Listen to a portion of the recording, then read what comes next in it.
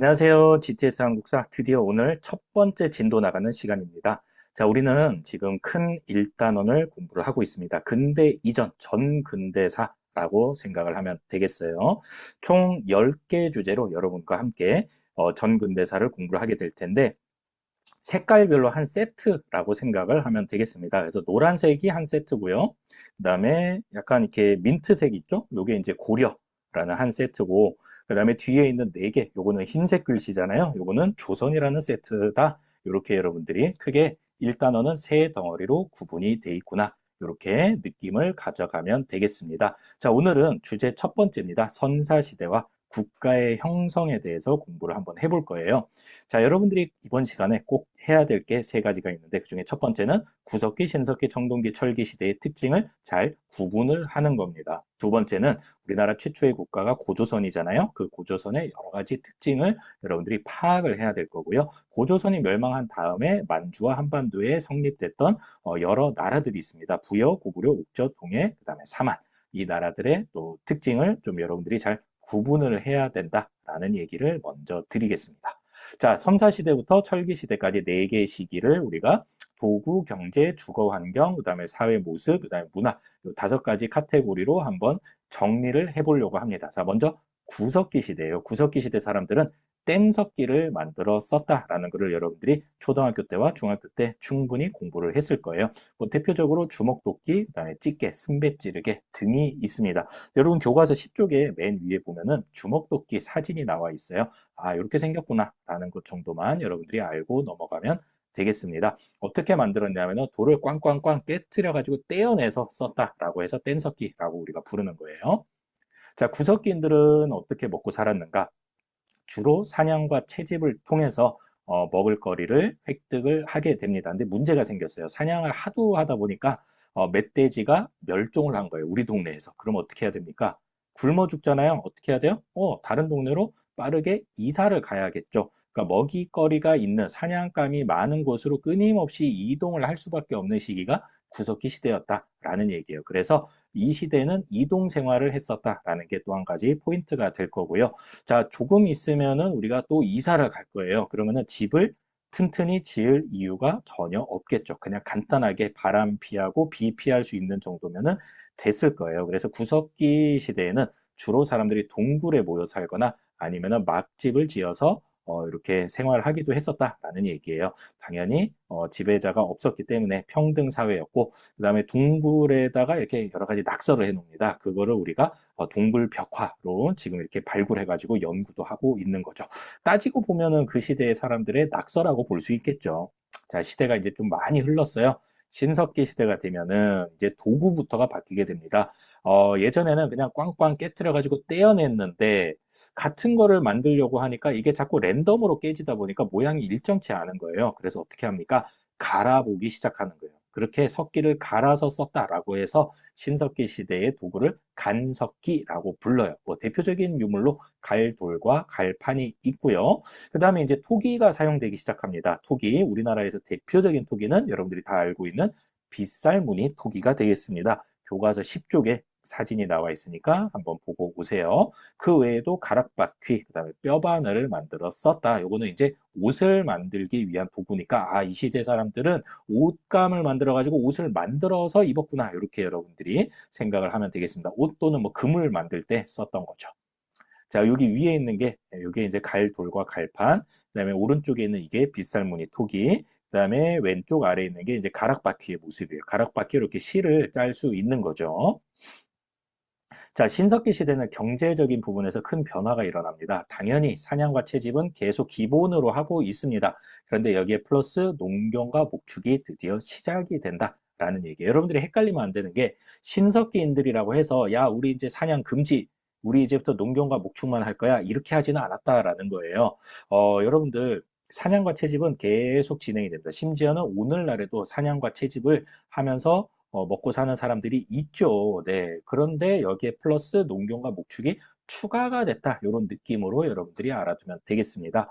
자, 이제 내 땅에서 이제 농사를 짓고 그 다음에 우리 집 앞마당에다가 돼지나 개, 닭을 키우기 시작하는 거예요.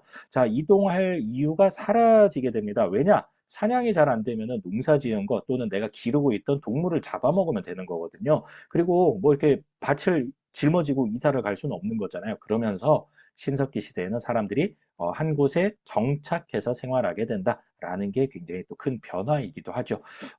그래서 이제 이때 정착 생활하는 모습을 보고 신석기 혁명이라고 또 부르기도 합니다. 자, 이제부터는 집을 한 곳에 오래 살아야 되기 때문에 집을 튼튼하게 지어야 되겠죠. 자, 그래서 어떻게 합니까? 바람에 날아가지 않도록 땅을 움푹 파가지고 기둥을 세워서 만들게 됩니다. 이러한 형태의 집을 움집이라고 불러요. 어때요?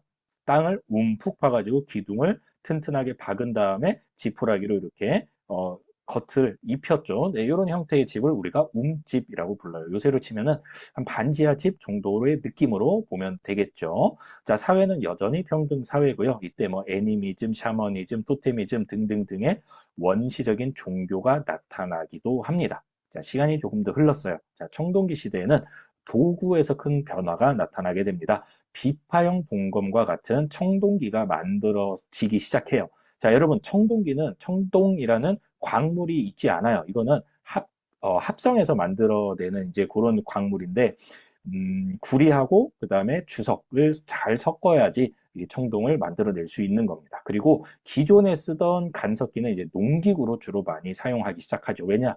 청동이 굉장히 비싸거든요. 그래서 지배자나 제사장 정도가 이 청동을 사용할 수 있었다라고 해요. 뭐 대표적인 유물이라고 하면은 이게 이제 비파형 동검이에요. 자, 여러분들 어때요? 여기 보면은 그게 약간 뾰족하고 이렇게 배가 볼록하게 튀어나왔죠. 이렇게 생긴 동검을 비파형 동검이라고 하고, 이거는 청동기 시대 대표적인 유물이다라는 것을 알아두면 되겠습니다. 자, 경제적인 부분에서는 벼농사가 시작이 되면서 농경이 발달하게 됩니다. 벼농사의 특징이 뭐냐면은 단위 면적당, 그러니까 같은 면적에서 농사를 지어도 벼농사를 짓게 되면 생산량이 더 많아진다 이런 얘기예요. 그래서 이제는 먹고도 남아서 쌓아둘 수 있는 여건이 되는 거예요. 그러니까 잉여 생산물이 늘어나기 시작해요. 근데 이제 어떤 문제가 생기냐면은 더 가진 놈과 덜 가진 놈이 생기기 시작해요. 그러면서 사유재산이 생겨나게 되고 서로 뺏고 뺏기는 과정에서 정복 전쟁이 활발하게 일어나게 됩니다. 전쟁을 하고 나면요, 이긴 놈과 진 놈이 생기겠죠. 이긴 놈은 진 놈은 어떻게 해야 하고 싶을까요? 죽인다고요? 아니요, 죽이면 안 돼요. 왜냐하면 사람이 이때는 귀했거든요. 근데 사람이 쓸모가 많잖아요. 생각도 할 수 있고 손, 발을 쓸 수 있기 때문에 일 시켜 먹기가 좋았다라는 거예요. 그래서 이긴 팀이 진 팀을 어때요? 노예로 부려먹기 시작합니다. 그러는 과정에서 청동기 시대에 지배자가 등장하고 계급이 발생하게 된다라는 얘기예요. 처음에는 힘으로 찍어 누르다가 이대로는 안 되겠다. 뭔가 좀 정신적으로 얘네들을 좀 이렇게 지배를 수긍할 수 있게 좀 만들어야겠다라고 생각을 했나 봐요. 그래서 지배하는 부족에서는 천손 사상을 강조를 하면서 이제 지배를 하게 되는 거예요. 천손, 하늘의 자손이다라는 사상이라고 보면 됩니다. 야, 니네들이 우리한테 우리 말 잘 들어야 돼. 왠 줄 알아? 우리는 바로 저 하늘의 자손이기 때문이야. 니네는 아무것도 없잖아. 그러니까 우리 말 잘 들어. 이런 식으로 이제 지배를 하기 시작했다라는 거고요. 지배자가 죽고 나면은 고인돌이라는 아주 거대한 돌 무덤이죠. 네, 그런 무덤을 만들기도 했었다. 그래서 여러분들 청동기 시대의 대표적인 유물 유적하면은 아까 봤던 비파형 동검 그리고 지금 소개한 이런 고인돌 여러분들 많이 봤을 거예요. 이게 이제 청동기 시대 대표적인 유물이다라는 것을 알아두면 되겠습니다.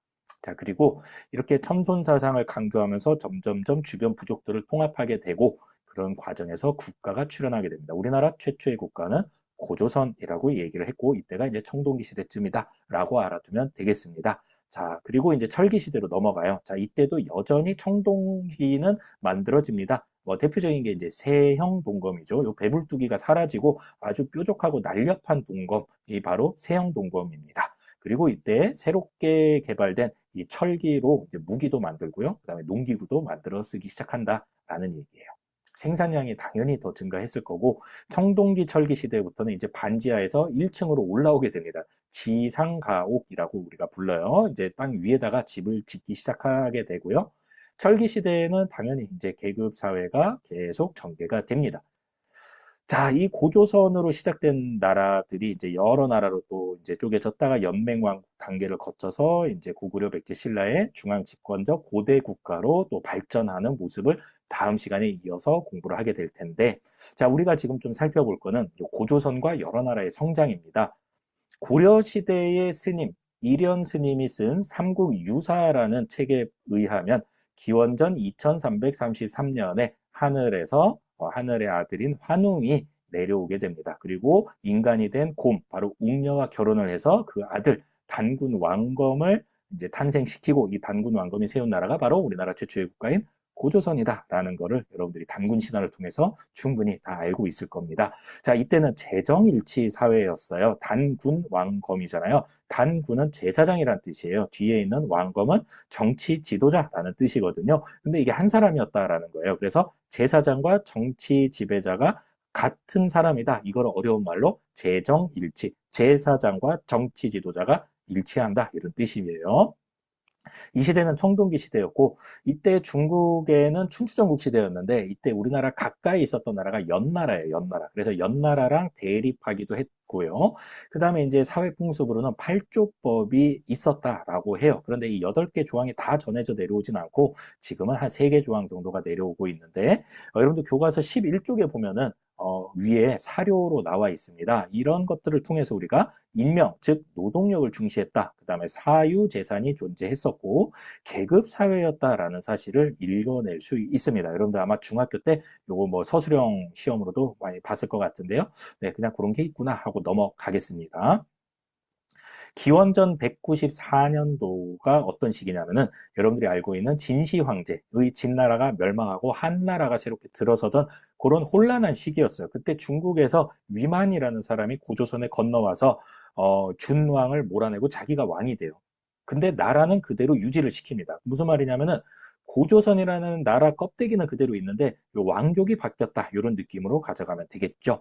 자, 이때 철기 문화를 본격적으로 수용을 하고요. 중국 한나라와 한반도 남쪽의 진국 사이에서 중개무역으로 번성을 하게 됩니다. 지도를 간단히 좀 볼게요. 지금 여기 색칠되어 있는 부분이 고조선의 세력 범위로 우리가 그냥 보통 표시를 하는데 뭐 대표적인 유물 유적으로 아까 봤던 비파형 동굴, 그다음에 고인돌이 있습니다. 자, 왼쪽이 중국이죠. 중국이고 그다음에 한반도 남쪽 여기 이제 예전에 진국이 있었다라고 해요. 그래서 이 가운데 있잖아요. 그래서 중개무역으로 이렇게 번성을 하다가 결국에 한나라의 싸움 잘하는 왕 한무제가 공격을 해오게 됩니다. 그래서 1년 동안 잘 버텼으나 결국은 내분으로 기원전 108년에 멸망하고 이때 한나라가 만주와 한반도 북부에다가 한 군현을 설치를 하고 갑니다. 한나라의 행정구역을 설치하고 갔다라는 얘기예요. 그 중에 대표적인 게 여러분들이 들어봤을지 모르겠는데 낭낭군이 있습니다. 낭낭군. 네.